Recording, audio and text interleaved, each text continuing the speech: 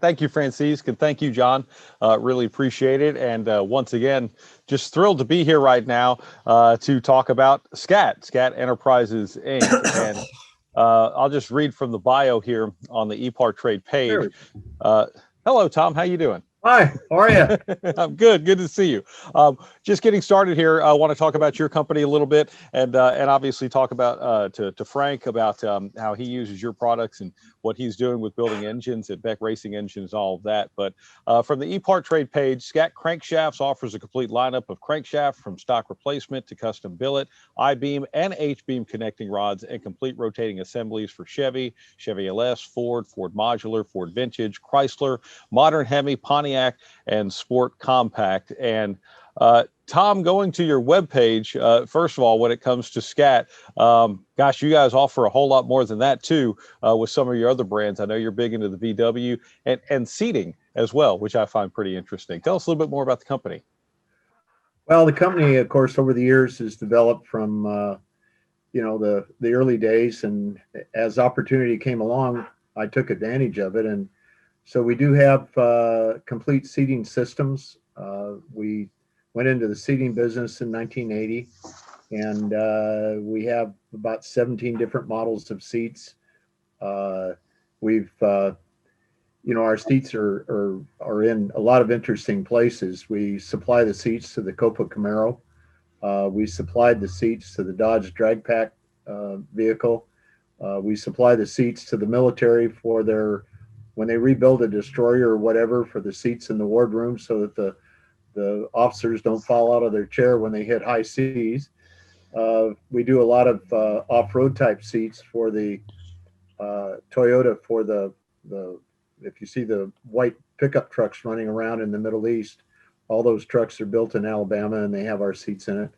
And then of course we have the complete seating system, for the aftermarket. And the key to the whole thing is we make about 4,000 different brackets that actually fit the base of the floor pan, and then the seats have the common base and they bolt together, so it's easy installation. And that side of the business is, as far as interior is concerned, is really a great product line that's been very, very well accepted. And then Volkswagen, we started with Volkswagen. That wasn't the original, but the opportunity came along in the very early 60s, and we were one of the first ones to start to manufacture Volkswagen performance parts for the Beetle, not the other vehicles, but just the Beetle.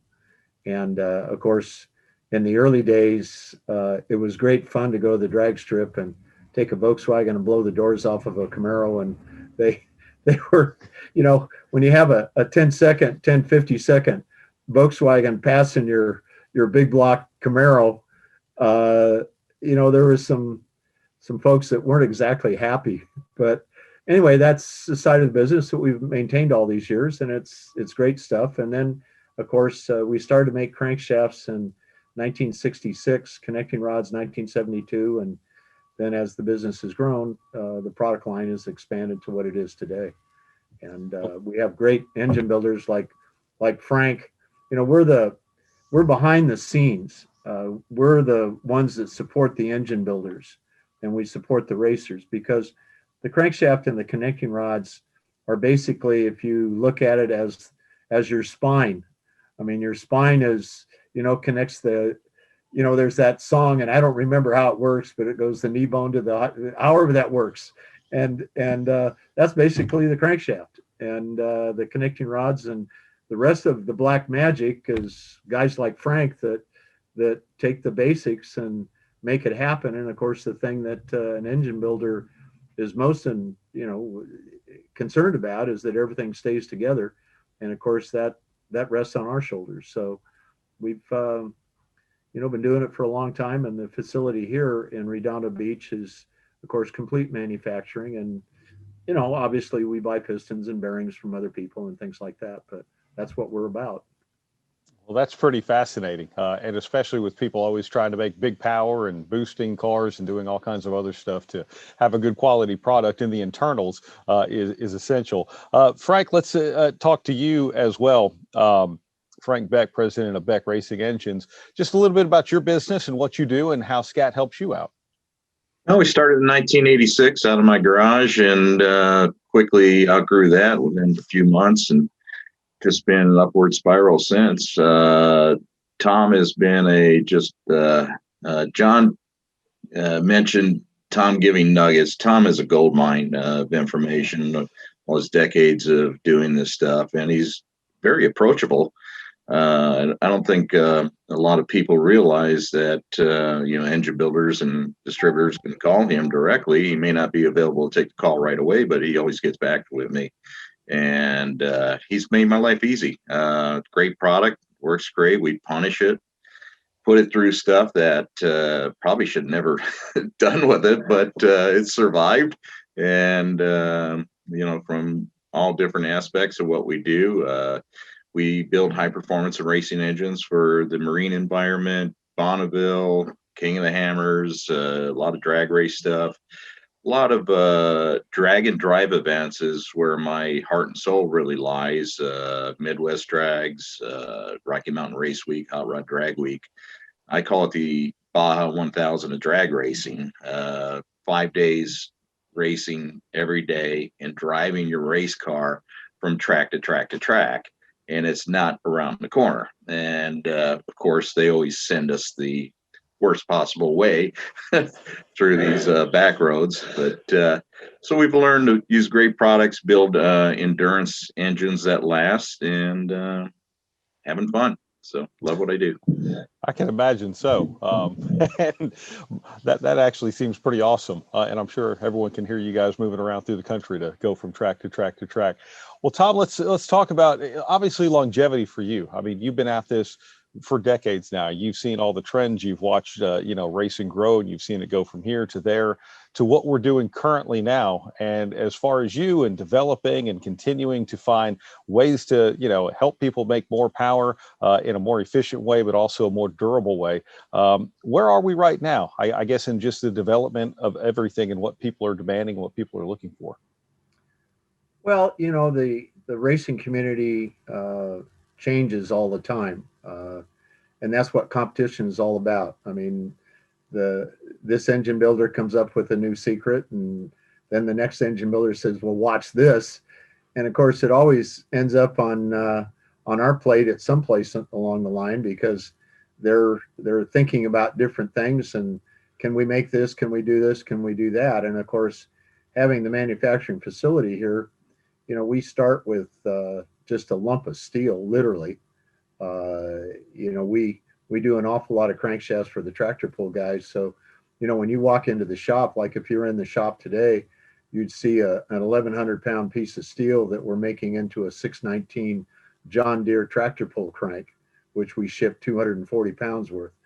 So the challenge always for us is making sure that we've got the engine builder covered as far as meeting his needs and making sure that the processing that we do is of the highest quality to give him that product, so that because he's putting his name on this. And of course, like Frank says, he loves this point to point as far as drag racing. Well, calling the auto club in the middle of the desert between two racetracks to tow your race car is not a pleasant thing. So our challenge is always to support the racing community, no matter what it is, not only the associations, but, the individual people.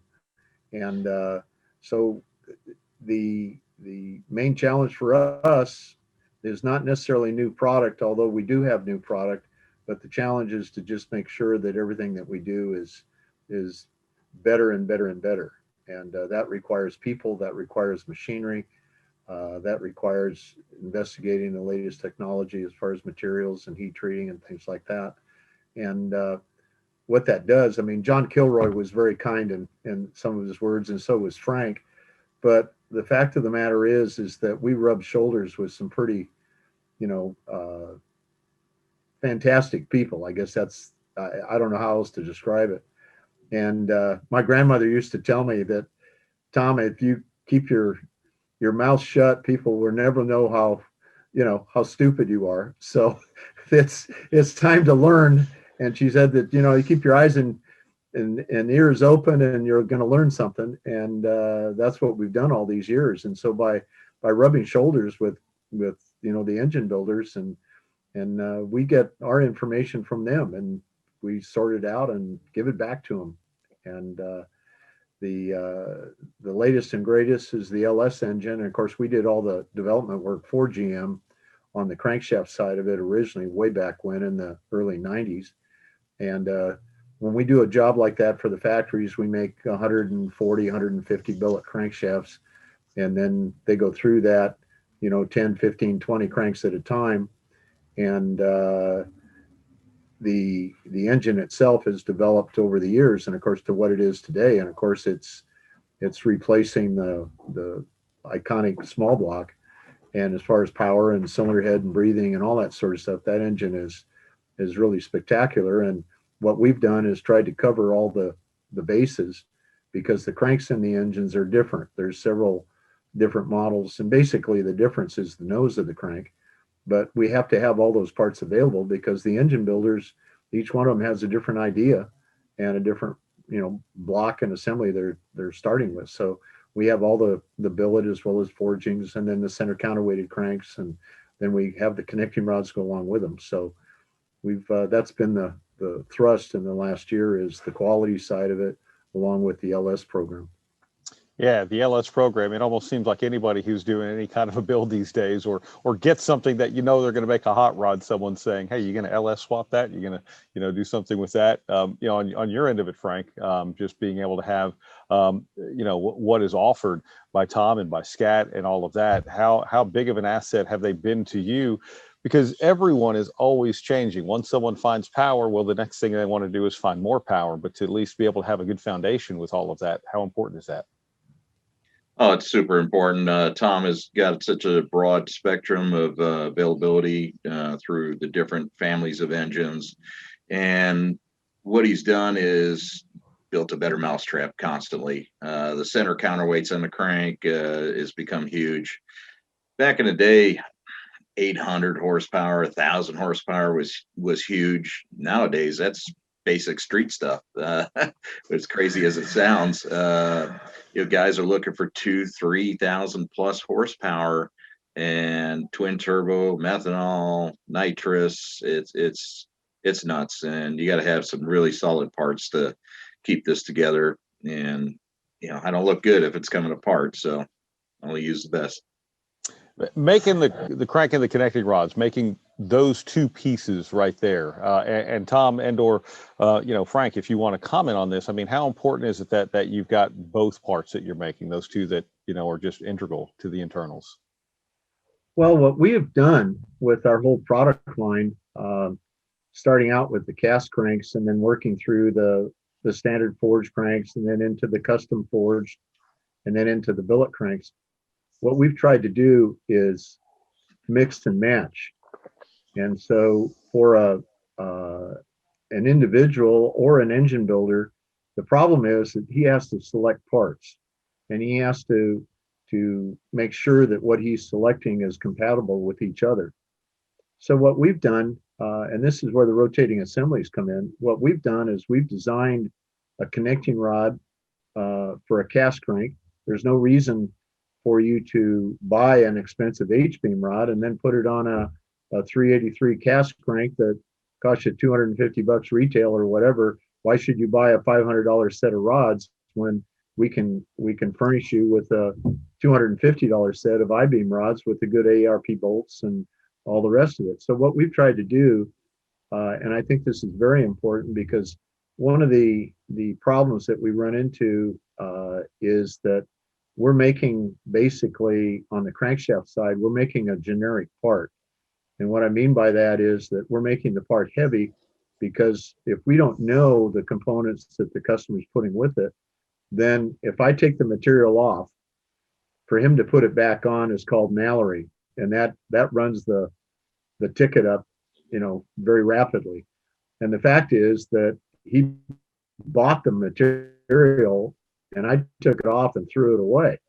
So we make the parts heavy, but then when he buys his rods and his pistons, of course, everything has to fit. The rod length has to match the counterweight diameter. Obviously, the pistons have to match the cylinder heads and bore and all that. but none the same. The connecting rod has to fit with the crank. It has to be strong enough to sustain the piston on overlap at peak power, because that piston, when you run an engine up to a typical LS engine, like the LSX engine that we worked with, that we supply the cranks and rods to GM for, that piston at redline weighs 10,600 or 700 pounds. Now the piston, in the box is, what is it? It's a pound or pound and a half or whatever it is. But when it's running at 6,000 RPM, that's what it weighs. So that connecting rod has to be able to grab that piston at top dead center and say, you know what, we're stopping and we're going the other way. And so the material on the beam has to be sufficient. The material across the wrist pin side has to be sufficient, so that when that happens, the rod doesn't, have a problem. So we kind of feel that having rods and cranks compatible with each other, and we know through not only experience with the engine builders, but we know through testing that the parts are compatible. So one of the things that customers buy when they buy our product is that technical knowledge of sorting out the parts, so that they only buy it once, and it is going to do the job and meet their expectations. Well, let's expand on this a little bit. And we do have a couple of questions coming in from the chat, which we'll get to. If you have a question, you can just type it into the chat for either Tom or for Frank, and we'll talk about that. But you talk about, you starting things heavy. Let's talk about balancing and all of that, because that is usually a pretty hot topic. And this is something that both of you can cover. But Frank, I'll ask you first. Challenges with respect to balancing and some of the areas that, people have a tendency to get themselves in trouble. Oh, absolutely. Balancing can be real tough sometimes. Sometimes you need to take a lot of material out, and then sometimes you need to add a lot of material. It's always, I shouldn't say always, it's generally easier to remove material than it is to add. However, there's some cases where you're going to remove a lot of material, and we don't like to put more than 2 holes in any end of the counterweight. Once our guideline is usually 100, 120 grams on each end is about the most we're going to try and remove. If it's centered on the counterweight, we can generally do it, unless it's like an LS crank, which has pretty narrow counterweights. And Tom's stuff is usually pretty close, which makes our life easy. But there's times where we got to take more than that off, and we chuck it up in the middle or lathe. And we also do no holes balancing, which is very time consuming, gets expensive, but it less windage, stronger crank, reducing the stress risers and everything that the hole can cause. So that does take some time. Tom, how about on your end when it comes to balancing? On our end, we have 5 balancers, Heinz balancers, that we run 8 to 10 hours a day. And one of the things that when we take an order, obviously when we sell to a warehouse and they put a part on the shelf, that's one thing. But when we're talking to an engine builder, we're talking to a end user, the most important thing for us is to ask questions, so that we know what that customer expects, so that we know what we have to do to make sure that we reach his expectations. And one of the things that we ask them about is, okay, so you're buying a crankshaft. What's your bob weight? If they're not buying components from us, what is the bob weight? And when I mentioned that we make the cranks heavy, then what we would do in the manufacturing process, every surface of the crankshaft is machined pretty much. And so when we're turning the diameter of the crankshaft, we'll turn the diameter down so that the weight on the counterweight is in a range like Frank is talking about, where he can take and drill a couple simple holes in it and put the engine together. Now, the problem there is that, a lot of balance shops don't have, or people that have balancers don't have a lathe heavy enough to do that sort of thing. And what's important about that is when you look at a crankshaft, the counterweights on the crankshaft, if you look down the nose of the crank, the counterweights are rotated. If you look at the position of each one of them, they're rotated in kind of a corkscrew. And so the out of balance condition is basically an X through the center main. And so when you're balancing the crank, what you're doing is you're closing that X to two parallel lines. So most balancers read the out of balance condition at the end of the crank, at each end. But what that's telling you is an average out of balance from the center out on both sides. So by turning the counterweight, like Frank is talking about, which is absolutely the best way to do it, by turning the counterweights, what you're doing is you're correcting the out of balance all the way down the line rather than correcting it in each end. And because when you correct it in each end, it's in each end, but what's going on in the middle? You haven't taken care of any of that. The other problem with that is that when you drill more than two holes, what ends up happening is if, you know, we've had cranks come back from people that say, man, I can't balance this, blah, blah, blah, blah, blah. And they send the crank back and it's got 3 or 4 holes in the counterweight. And when you look at it effectively, what they've done is they've taken this counterweight, which is counteracting the weight of the rod and the piston. And what it's doing is opposite the rod and the piston. Effectively, you made that counterweight to look like a V, and there's nothing in the center where it's supposed to be because you drilled all the hole, all the material out. But when you turn it, because most cranks are cam cut for piston and rod clearance, when you turn it, the outer diameter of the crank, once you get past 45 degrees from top dead center, that counterweight value is only 50%. So when you stick it in the lathe and you turn it down, you're removing 50% material. So effectively, you're lightening the crankshaft double or more of what the out of balance condition is, which reduces the weight of the crankshaft, obviously, substantially, versus the holes. And you haven't interrupted the integrity of the location of the counterweights. So that's absolutely the best way to do it. And of course, again, it's back to, if I took and made, like on a small block Chevy, we have a standard of 1,800 grams, which is our shelf crankshaft, that it'll balance to 1,800 grams. But in today's world, with light connecting rods and pistons and stuff, you know, some guys have a 1,700 gram bob weight. Well, that's a tough one to balance. I mean, you got to do a lot of work. And if you start drilling holes, you take a nice crankshaft and you make it junk immediately. And of course, what ends up with that is crankshaft breakage. And then that makes everybody upset. So it's balancing is a real important thing. It's an important process that we look at, and we offer rough balancing. We offer finish balancing. The shops like Frank that are equipped to do that, you know, he can pay us or pay his employees, you know, either one. But the point is that Frank knows how to do it. And, but not all the people are, you know, have the equipment to do it and do the job right. Wow, that's a great lesson in precision and procedure on being able to do it right, and thank you for that. A couple of things from the chat real quick. First of all, Marty Fiolka says, thank you, Tom, from generations of VW enthusiasts. Glad you and SCAT have not forgotten us in your hot rod roots. Well, you know, my employees and their families and my family thank them for supporting us. And then another question from Joe Warrer. It says, I might have missed it, but where did the name SCAT come from? I knew that was going to happen. First off, it means absolutely nothing.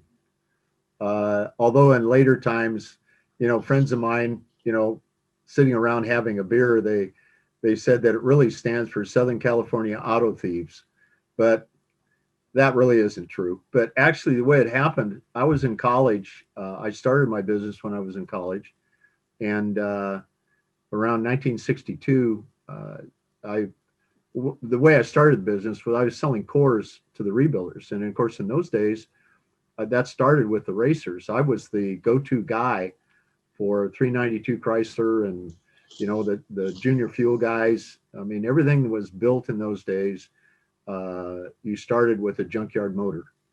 And so in building hot rods and stuff, I got onto the fact that I'm one of 7 kids. My dad was a school teacher. We didn't have any money.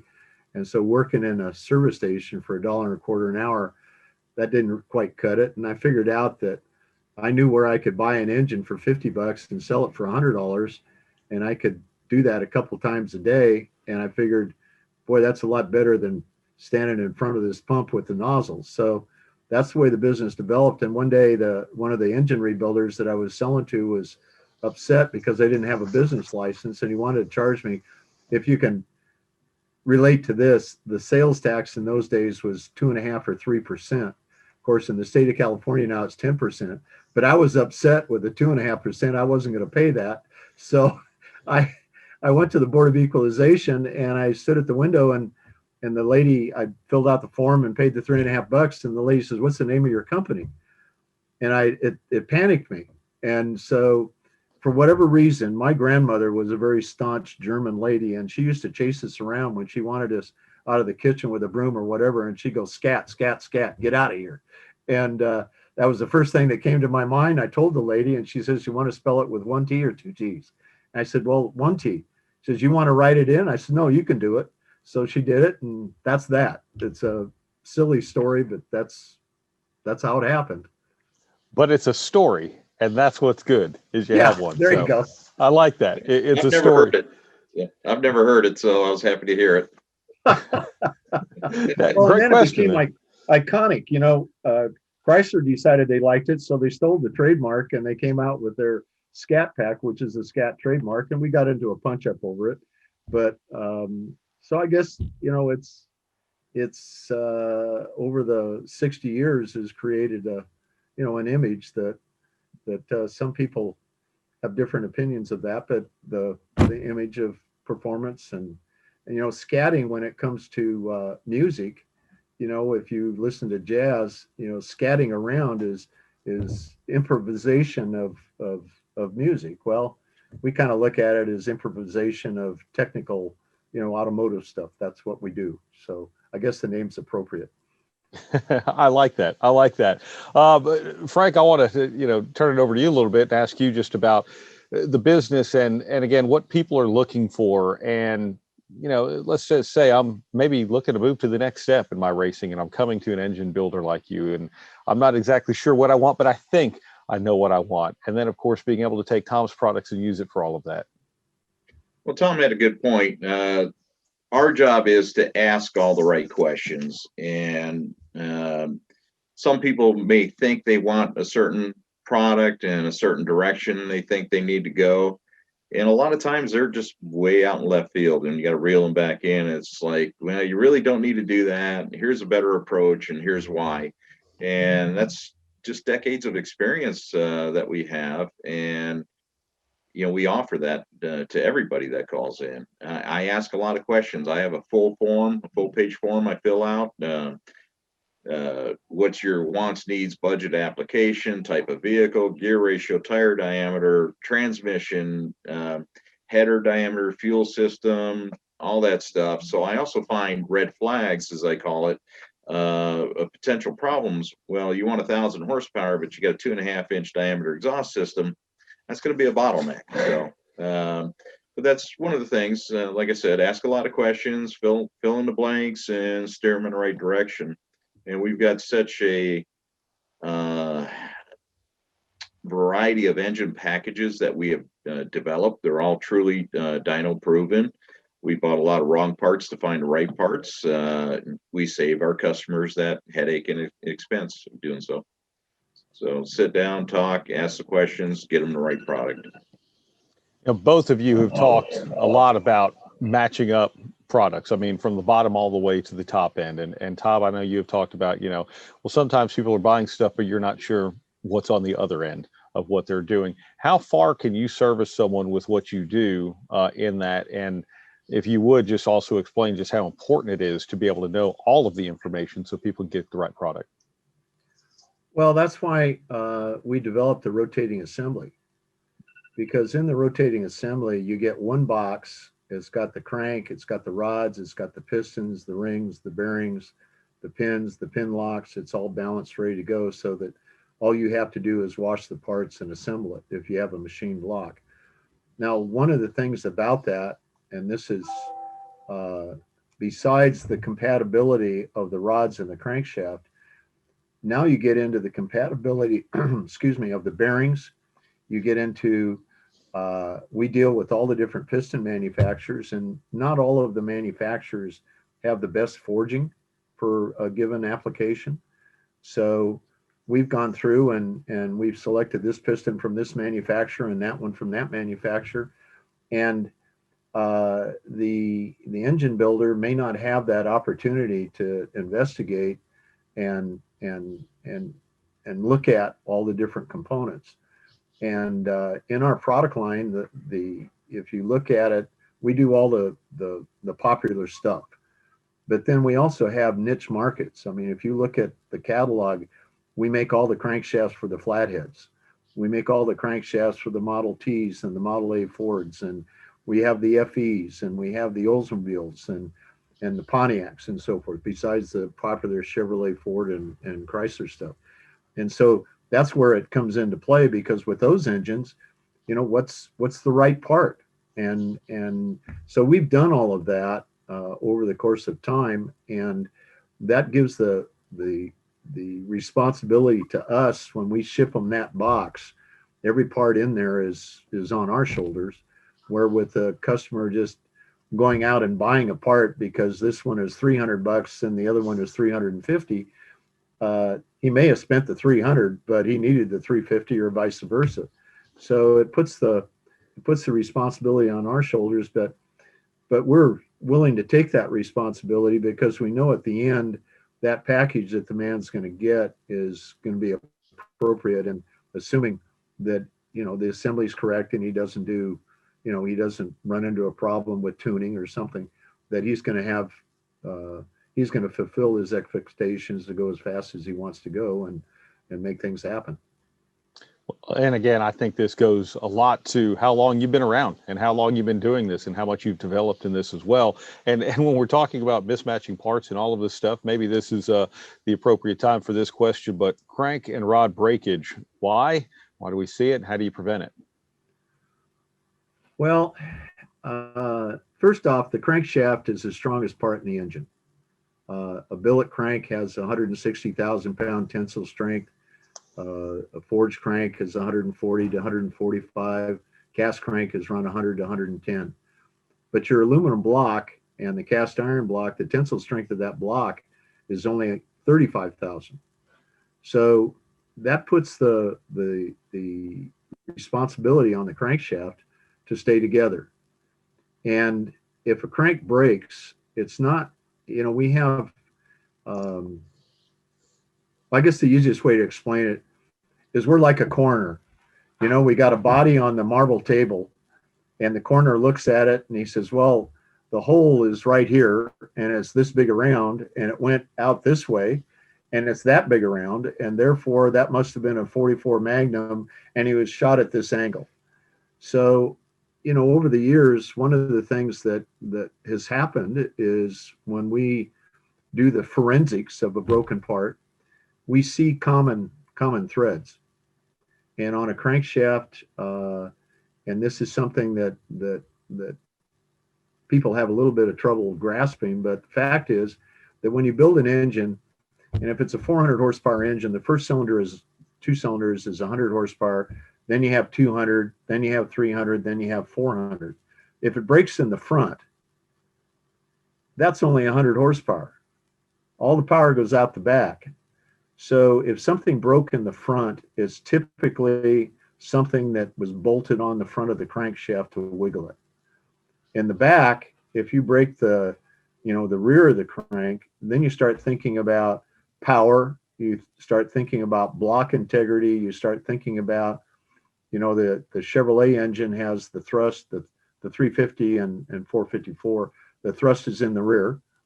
And so the wrap up of the crank has the full length of the block to do that. And they typically have a problem in the number 4 main. And sometimes it's number 4 and number 2, depending on how it's jump roping inside. With the LS engine, and this is one of the things that they did, is they switched the thrust to the center. Now that's something Ford has done forever, and Chrysler. So what that means is that the wrap of the crank is 1/2 the length. So when you start looking at these things and you realize how the crank is designed, and then you start to diagnose what the breakage was, if it breaks the nose off, it's something you bolted on the nose. And if it breaks the front throw, that's something that was bolted on the nose. And a lot of times, and there's only two things that make that happen. Well, three things actually. One is somebody uses a blower on a small block Chevy and they'll break the nose off if they use the standard diameter nose. I mean, you're taking that torque off at 90 degrees and you're running this thing at 6,000 RPM or whatever you're doing with it.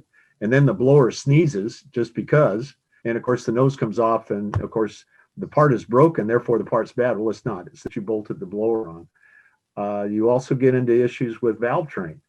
And valve train transfers all that vibration down into the crank itself.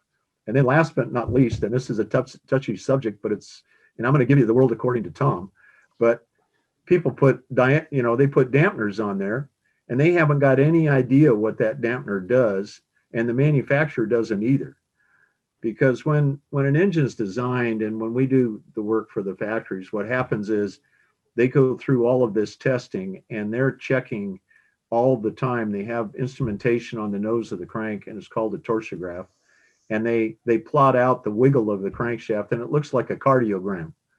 And as they change the rod length and the weight of components and valve timing and ignition timing and, all of these different things, they measure that. And when they're completely done with the design of the engine, the very last thing they do is design a dampener to take out that last wiggle so that, Aunt Emma can get in her new Chevrolet Malibu and drive from Los Angeles to San Francisco up I-5 at 80 miles an hour and not have her teeth fall out.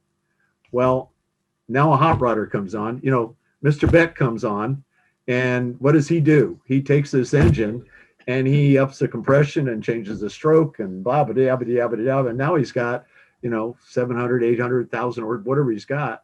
And he's going to go down to the speed shop and buy a dampener that just comes off the shelf that fits that application.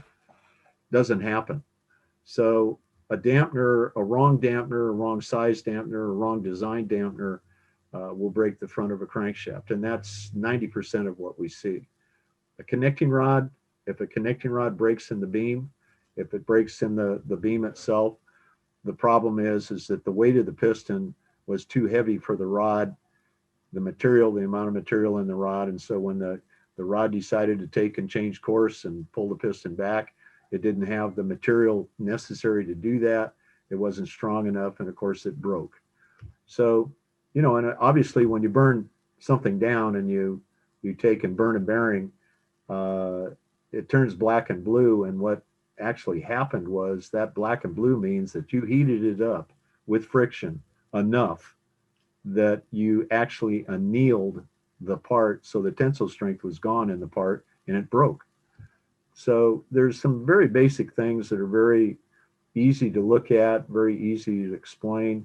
And there are things that happen occasionally that it ends up, that's because God said so. I mean, you have no, there's no explanation. You just step back. And one of the things that, is a fix on something like that is examining the engine and what you're doing with it.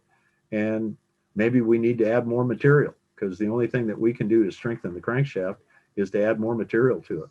So these are all things that you sort out. But if we're going to try to figure out what went wrong, we got to have all the parts to look at because all the parts were involved. And it's something that this is on our end, and I'm sure on Frank's end too, with his experience, that the two of us have seen enough.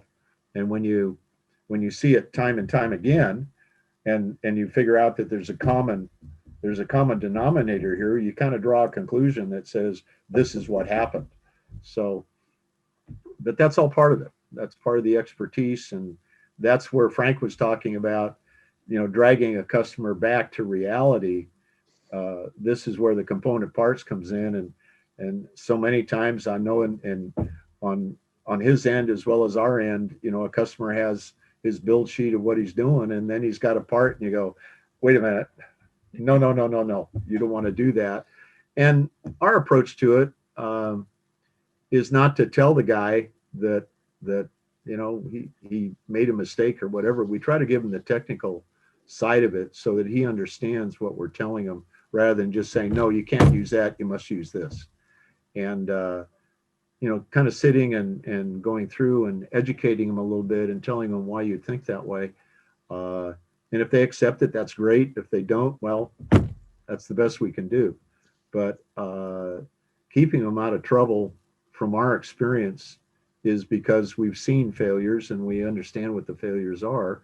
And there's a common thread in many cases. And customers will come in and many times, you know, we've turned customers down. They want us to do something. I say, no, I don't want to do that, because I know that eventually something's going to happen, and then I'm the bad guy because it's my part that broke. And so I'd rather pass than to get involved in it. And I'm sure, Frank, you're the same way. I mean, you're not going to build an engine for somebody that you're not going to build an engine with a cast crank and the guy put a 671 on it. I mean, that's not going to happen. Yeah, Frank, you were nodding a lot. Obviously, everything Tom was saying is pretty relatable to you as well. Do you want to add to that? Yeah, you know, I've been doing this for 40 years, and not as long as Tom. I'm just getting started. But we turn away more work than we actually take in. We're just understaffed, overworked, so it's actually a nice position. I get to cherry pick and, you know, pick the jobs that are good for us, make us look good.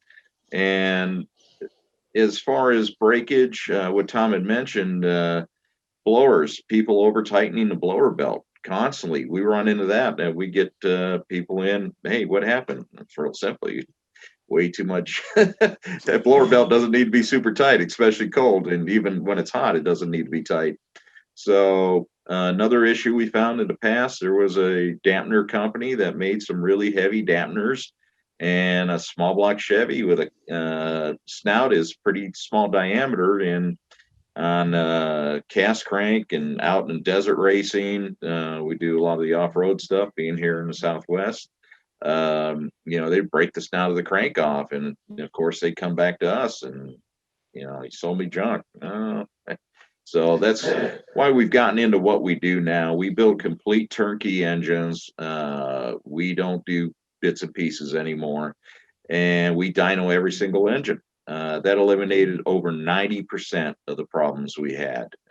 People with mismatching parts, you know, we knew what we did was right, but then they go buy a carburetor at a swap meet and, you know, it didn't work. Well, this guy was selling that carburetor there for a reason. But getting the right products, having all the components matched is critical. And like I said, the best way I can explain it is we went out and bought an awful lot of wrong parts to find the right parts. So everything just comes together and it's all matched and works well together. Yeah, and again, this goes back to decades of experience. I do want to get in a couple of questions from the chat, if you don't mind. Let's see. Walt says, Tom, you mentioned starting out with 392 Hemis. Do you have any cranks for them now? Yeah, I do. As a matter of fact, we make those in billet. We have them on the shelf. Unfortunately, a lot of the guys for cranks, time, you know, Oh, I think you might be breaking up on us just a little bit here, Tom. The cranks that we ran. Is that better? Hang on, try it again. Start out again. You did say, yeah, you do have it for the 392 Hemi. You've got some billet on the shelf. If you want to continue from there. Oh, okay. A lot of guys, you know, they're and the stock crankshaft was not really a flash piece. And when we used to, you know, before we had the billets and doing things like that, the important guy in the shop was the welder. And the first thing we did, they had an undercut radius in them. And so we'd weld our weights and we welded those on. And the strokes, so we welded on the top of the journal. We ground that. And then, of course, we made the crank look good. But in order to make a stock crank perform at all, those are the things you had to do. And so there's a shortage of those cranks because they broke in all applications. And so the only availability is a billet. But we have the Cackle Fest guys, and we sell stuff like that to them. And there's some street guys that we sell, because a billet crank, of course, is quite a bit more money than what they're used to looking at a price of a Chevrolet crank. Well, a billet crank is 3 times that, 4 times that. So, but yeah, we do have them, sure. All right, good to know. Another comment said, just want to say this has been a very informative session. Doesn't get any better than Tom and Frank, two of the best in the business. Thank you for taking the time. And let's see, Braden Fincham said, some of the best and most versatile cranks and companies around. Happy to have SCAT in my shop and in customer vehicles, as well as my private mud bog truck. So this really has been one of the most informative sessions so far that I've been a part of here during Online Race Industry Week. So I do thank you for that. While our time is starting to run out, I did want to ask you, Tom, is there anything that maybe we didn't cover? I know you talked about the LS engines, you talked about some of the niche markets like, the Flathead, the Pontiac, the Olds, and the Chrysler and all that, but is there anything that maybe we haven't covered yet that you wanted to make sure your customer base or potential customers should know about? Well, thank you for asking. Actually, the most important thing for me is to be able to share some of the knowledge that we've acquired here over the years with our customers, and to let the customers know that we're here for them. I mean, obviously we're in business. Our business philosophy is at the end of the day, we should have more in our pocket than what we started. Doesn't always work out that way, but that's the plan. But the knowledge that has been acquired over the years, we've tried to put into the product line. And Frank mentioned, and very kindly, that I'm accessible, and that's true. I mean, to be able to talk through with the customer, I have all the time in the world for the customers, and we've got 6 or 7 guys in the sales department that are there for the customer.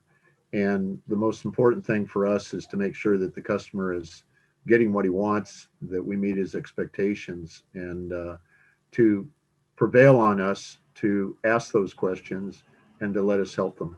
And because at the end of the day,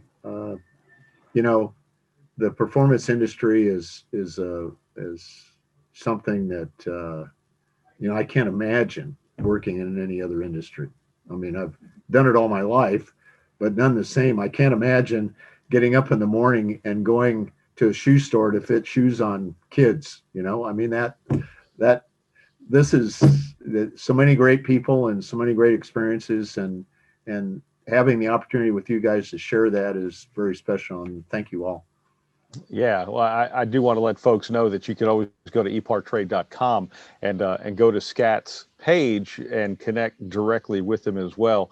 Frank, I also want to ask you real quick as we get here to closing, maybe if you want to speak of, the customer service aspect, what you do as a builder, how SCAT is able to help you, and if someone wants you to build them an engine with their product, what do they need to do?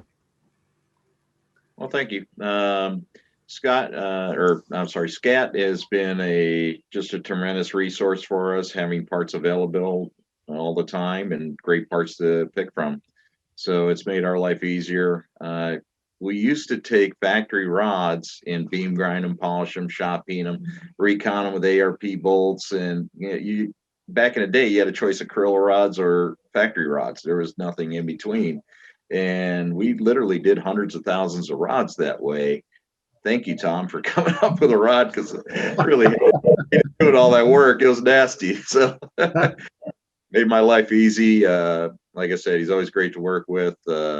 It's a great product, so we're happy. Well, you guys have been fantastic. This has just been incredible, and a wealth of knowledge gained here over the last 50 minutes or so, and certainly appreciate you being a part of EPARTRADE and being a part of Online Race Industry Week as well. This has just been an incredible resource, so thank you both very much. Thank you for the opportunity. You're welcome. Registering on EPARTRADE is easy. Fill out your name, email, phone number, and create a secure password. Next, select your business type. Choose supplier if you're looking to display products or services and connect with buyers. Choose Racing Business if you're looking to find new parts and connect with suppliers. Choose Race Team if you own or are a member of a professional racing team. Begin typing your company name. We most likely already have your company in our database, which you can select from the drop-down. Then, enter your job title. Choose Claim Company if you'll be editing your company profile. Other members of your company can choose Join Company if they'd like to use EPARTRADE as well. You can view and agree to our terms of use here. If you'd like to receive our weekly newsletter, choose Accept. Click Register Now, and your registration will be submitted for approval. You'll need to confirm your email once it goes through. To keep our platform industry only, you'll be approved shortly after. If we require additional proof of business, we'll reach out. Welcome to EPARTRADE.